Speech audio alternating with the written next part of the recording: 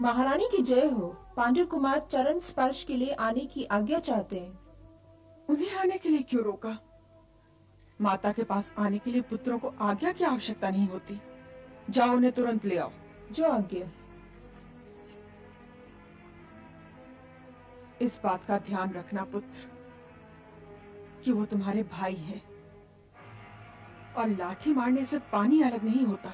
लाठी मारने से पानी अलग होता है माता श्री, और पानी अलग हो चुका है। युधिष्ठिर तुम्हारा ज्येष्ठ भ्राता है, उसे प्रणाम करना। हाँ।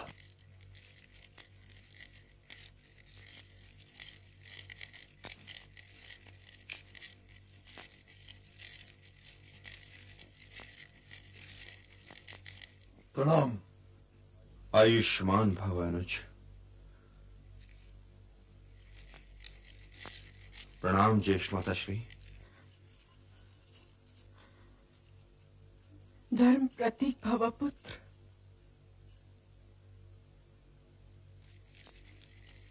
प्रणाम ज्येष्ठ माता श्री। आयुष्मान भव।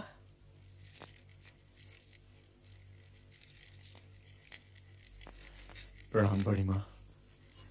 आयुष्मान भव। प्रणाम बड़ी मां। यशस्वी भव। प्रणाम बड़ी मां। यशस्वी भव।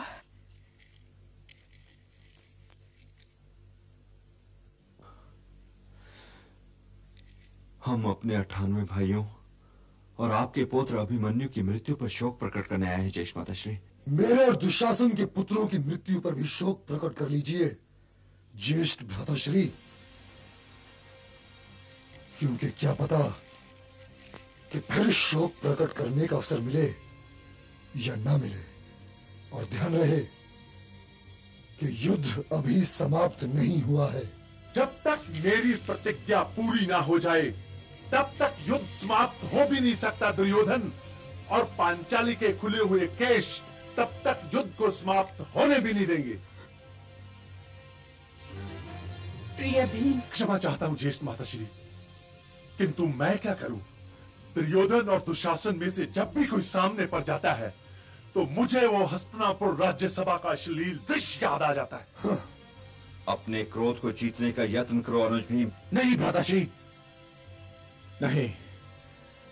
धर्म युद्ध में क्रोध भी एक शक्तिशाली शस्त्र है, और हम में से कोई भी कुछ भी भूलने को तैयार नहीं है।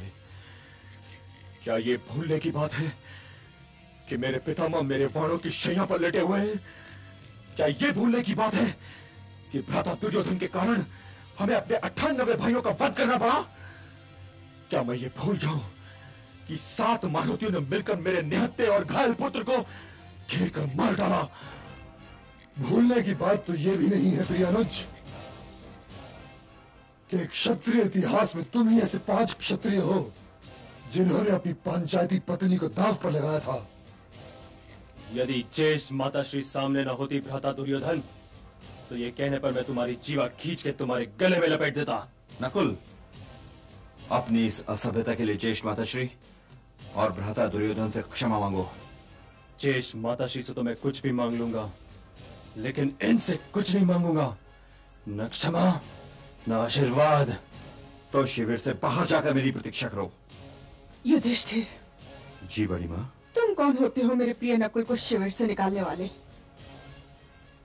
क्षमा चाहता हूँ बड़ी माँ। मुझे आज्ञा दीजिए माताश्री, मुझे आचार्य द्रोण के साथ बैठकर कल के लिए रणनीति तैयार करनी है। प्रणाम माताश्री। प्रणाम ज्येष्ठ भ्राताश्री। अब हमें भी आज्ञा दीजिए बड़ी माँ। अभी हमने माताश्री के चरण स्पर्श नहीं किए हैं, और उस युद्ध की आज्ञा दीजिए जिससे हमने भारतवर्ष और भारतवंश को बचाने का बड़ा प्रयत्न किया। क्या विजयश्री का आशीर्वाद नहीं मांगोगे पुत्र? जी नहीं। क्यों? क्योंकि मैं आपको धर्म संकट में नहीं डालना चाहता। प्रणाम बड़ी मां। प्रणाम ज्येष्ठ माताश्री। प्रणाम बड़ी मां। प्रणाम बड़ी मां। प्रणाम बड़ी मां।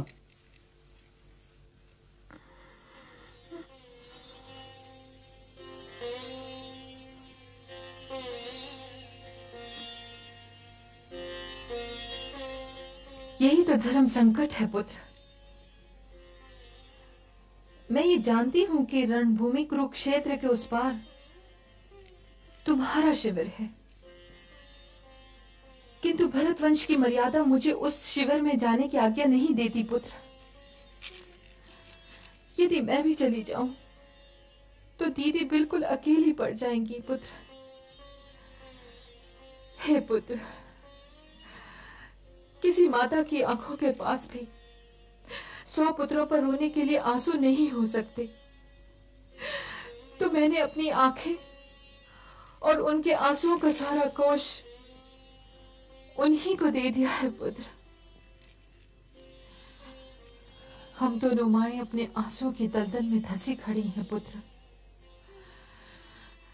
तुम लोग अपने धर्म और अपने कर्तव्य का पालन करो पुत्र,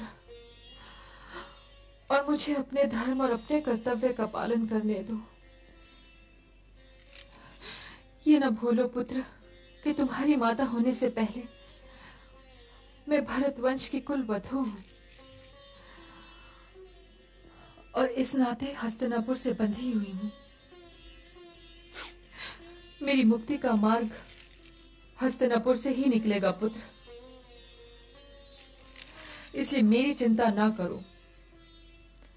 हस्तिनापुर के विषय में सोचो। और हे युधिष्ठिर, रणभूमि में मेरे सहदेव का अधिक ध्यान रखना।